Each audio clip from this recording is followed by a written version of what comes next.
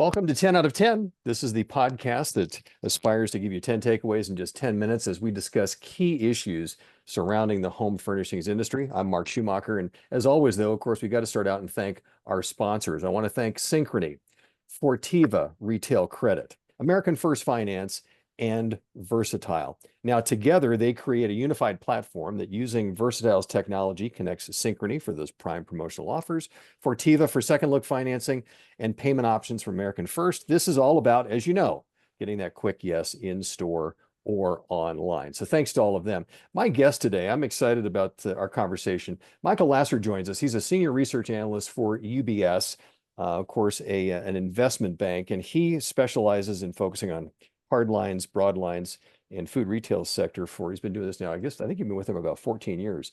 That's if right. I'm not mistaken. But Michael, first of all, thank you so much for joining us. I'm going to start the clock here for our 10 minutes, and I want to really give folks a lot to talk about because gosh knows there is. Let's start with the easiest stuff first. So there's been a lot more saber rattling when it comes to tariffs, and particularly on furniture. Can you talk a little bit about what you're seeing there and the pressures that perhaps that's creating? So, well, first, thank you so much for having me, Mark. I'm always thrilled to spend some time with you and your audience. As far as the tariffs, it's a very fluid situation. The home furnishing specific tariffs have gone into effect in the last week or so with some new tariffs on upholstered products, amongst other categories within the industry. This, in our view, will most likely be a factor that the industry is going to have to navigate through in 2026. A lot of what's going to be sold in the short run is already on shore, so not subject to some of the newer tariffs. The key question mark, though, is how is the consumer going to absorb all of the pricing that's going to be thrown at it as we get through the rest of this year and into next year? It's going to increasingly be important to make trade-offs. In the past, the consumer might have been able to buy a new couch, a new TV, and a new bicycle, and now maybe only two or one of those items because of the inflationary pressure on goods. And so you're really talking also about the fact that our sector in particular, you're saying this is going to create, sounds somewhat obvious, but I mean, I think we need to point this out, a downward pressure on demand. Do you see that being true and being unavoidable? The way I would look at it is it's a risk factor. There are opportunities and risks for the home furnishings industry ahead. The pricing environment is certainly an area of risk as the consumer has to make these choices. But that could also be balanced by the Federal Reserve making interest rates more affordable. So we look at the tariff environment as a risk, an uncertainty, but balanced by some other factors. And you kind of already led me into it here. So you're also seeing positive impacts on the consumer and on demand with the fact that we've seen one reduction from the Fed. They're giving signals that another one might be coming. You're seeing that as being, I mean, we always think about that as mortgage rates and a longer term impact on home furnishings, but you think there'd be something a little more immediate maybe? So it's interesting, Mark. Right now, the Fed, as it's lowering rates, can have more influence over the short end of the interest rate curve, more near-term interest rates, which tends to have an influence on loans that are originated on with credit card debt or home equity lines of credit. It can have less influence over the long end of the curve, which tends to be more tied to mortgages, where the industry would like to see is some benefit to both. Home equity lines could facilitate demand for more furniture, but what really the industry is looking for is those move events, moving into or out of a home, and that's going to be more heavily correlated to the long end of the interest rate curve. Gotcha. I'd like to tap into some research that you have done recently. You're finding that our sector's share of the wallet, if you will, you basically said it's normalizing at about 1.5%, if I'm not mistaken, and that I guess is close to what it was pre-pandemic. Obviously, on the one hand, that's a great sign, but is this a different percentage now? I mean, I know we're talking about just if you look at it just from a dollar standpoint, it's one thing, but are we seeing different nuances within that that retailers need to be aware of?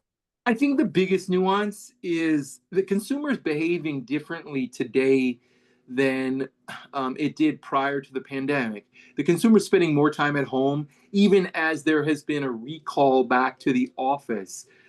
There's still many who are in this hybrid setup. So that means more usage of tables and chairs and couches. Our hunch is that that is going to permanently increase demand. Or another way to look at it is uh, keep this home furnishing spend as a percentage of the total wallet higher than it was historically.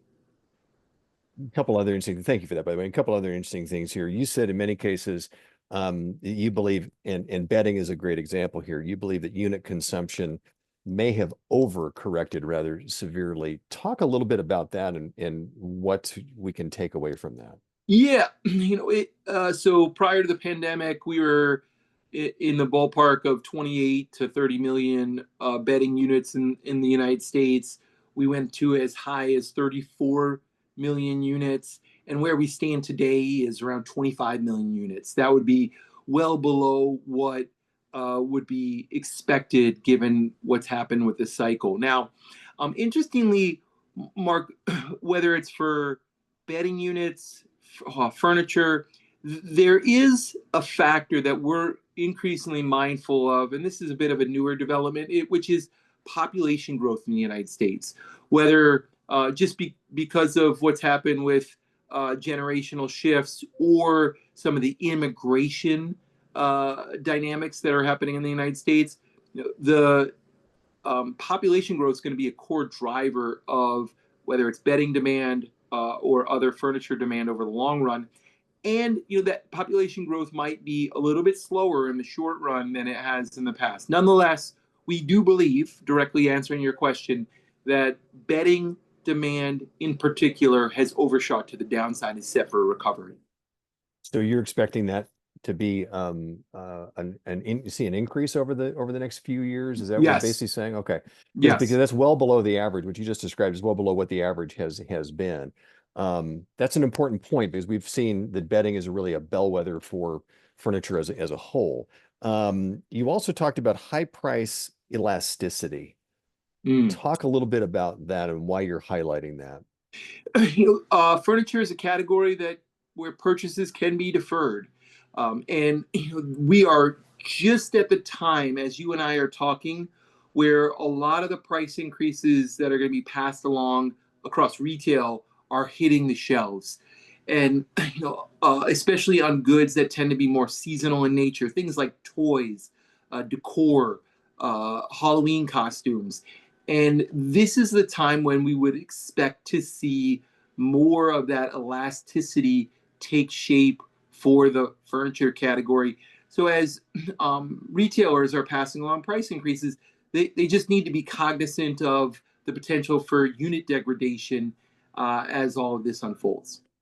Interesting. Okay. You also mentioned, and I think this is something important for us to get into here. One of the areas that you point out particularly as a concern is the labor market.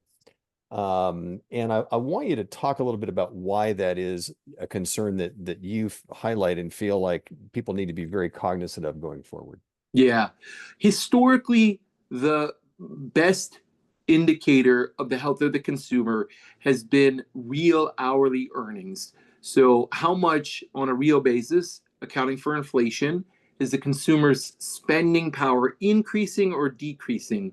And that has been closely tied to consumption growth over a long period of time. At this point, there's still, call it mid-single digit growth in nominal wages. So putting aside inflation, but as inflation starts to eat away at that purchasing power, it could be more of a factor in how the consumer decides to spend and allocate that spend. The other important point here is that we are seeing bifurcated trends amongst different consumer segments. Affluent consumers have been more steady in their spend, and that's important because the top 10% of households tend to account for about 50% of all spending in the United States, whereas the lower income demographics have been much more cautious with their spend, and we might start to see real wages for those at the lower end of the spectrum start to decline, and that would be a further cautionary sign.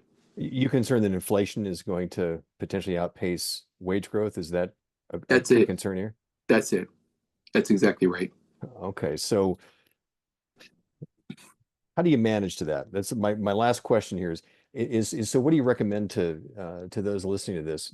You know, that's an important thing that you just mentioned as far as these concerns. So how do you manage around that? I think you have to have uh, all ends of the assortment covered, meaning those that are the elements of the assortment that's going to appeal to more opening price, those interested in opening price products, as well as more full price items and at the higher end of the assortment spectrum. I think you have to be mindful of a promotional strategy. You know, in this environment where there's a lot of inflation that's being passed through, there is an opportunity to be there with value for the consumer, especially around key events where the consumer's spending a disproportionate amount of their discretionary dollars.